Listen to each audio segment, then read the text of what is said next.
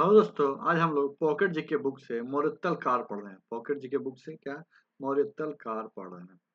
मौर्योत्तल काल तो देखते हैं मौर्योत्तल काल में क्या है। शुंग वंश, कर्ण वंश, सातवाहन वंश, इंडो ग्रीक, शाक, कुषाण, संगम काल, चेर वंश, चोल वंश, पांड्य वंश।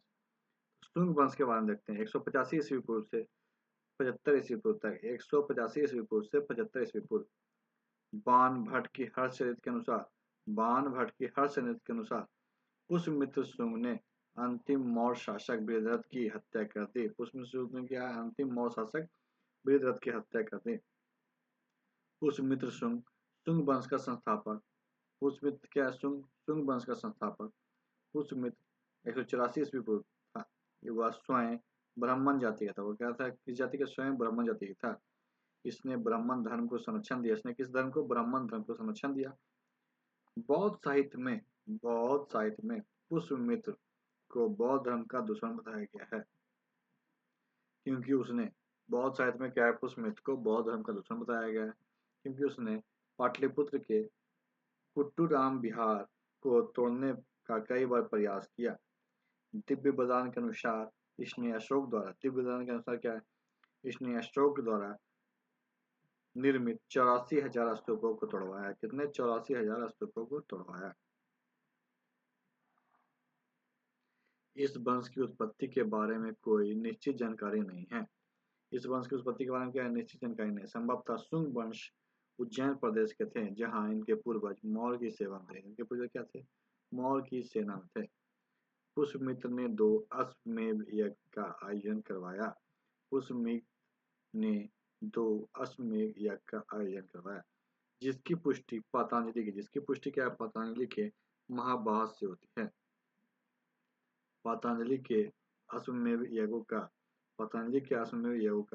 पुरोहित बताया गया है। शुंग वंश के समय इंडो ग्रीक शासक या मीनांडर ने आक्रमण किया, जिसके पुष्यमित्र ने पराजय किया। जिसको क्या? पुष्यमित्र ने पराजय किया, जिसकी जानकारी गार्गी संहिता से मिलती है। जिसकी जानकारी किससे? गार्गी संहिता से मिलती है। पतंजलि की पुस्तकें योग दर्शन, योग सूत्र, महाभाष्य, पाणिनि की अष्टाध्यायी टीका है महाभाष्य। भागभद्र शुंग वंश का 9वां शासक। इसके दरबार में इंडो ग्रीक शासक एंटियोला किरास का दूत हेलियोडोरस आया था। इनके दरबार में कौन है? एंटियोला किरास का दूत हेलियोडोरस आया था तथा इसने भागवत धर्म का स्वीकार किया। इसने क्या? भागवत धर्म को स्वीकार किया।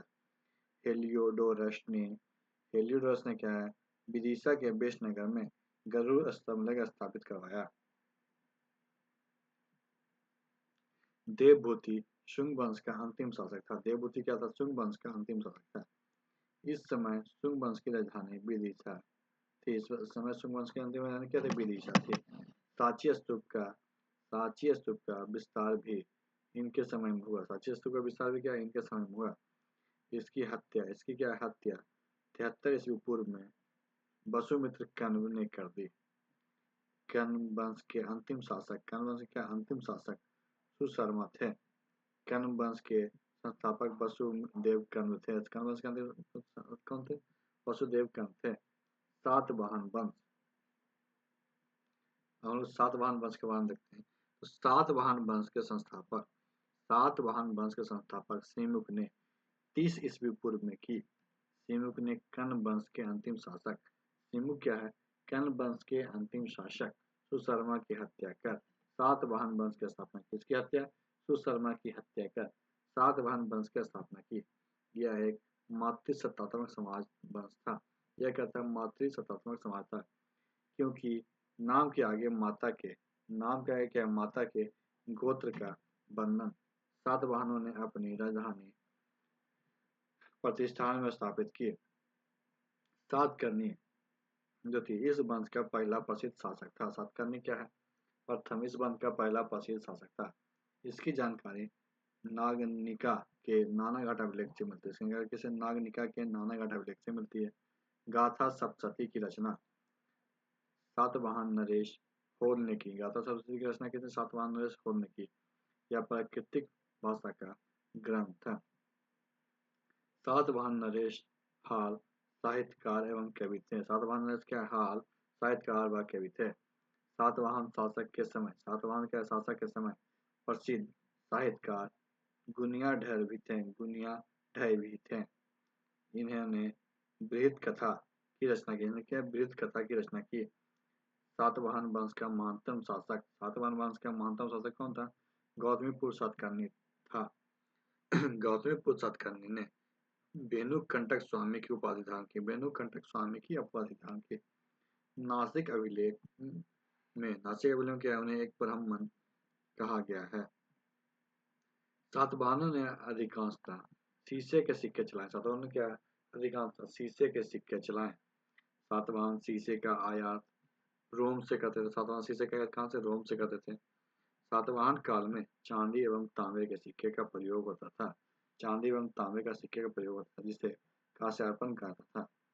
ब्राह्मणों को सर्वप्रथम भूमि दान में, ब्राह्मणों के सर्वप्रथम भूमि दान में जागीर देने की प्रथा का आरंभ सातवाहनों ने किया। सातवाहनों के पुराणों में आंध्र भृत कहा गया है। सातवाहनों ने अमरावती व नागार्जुनिक कोंडा के स्तूपों का निर्माण, अजंता एवं एलोरा से गुफाओं का निर्माण तथा कौले चैत्य का निर्माण करवाया। सातवाहन वंश के शासक को दक्षिणापथ था। इसके द्वारा शासित प्रदेश को दक्षिणापथ कहा गया है। याग श्री सातकर्णी इस वंश का अंतिम प्रसिद्ध शासक था। इनके सिक्कों पे जहाज के चित्र मिलते हैं। तो आज की वीडियो यहीं पर समाप्त करते हैं। वीडियो को लाइक कीजिएगा, दोस्तों का शेयर कीजिएगा और हमारे चैनल को सब्सक्राइब कीजिएगा। वीडियो में आपका धन्यवाद।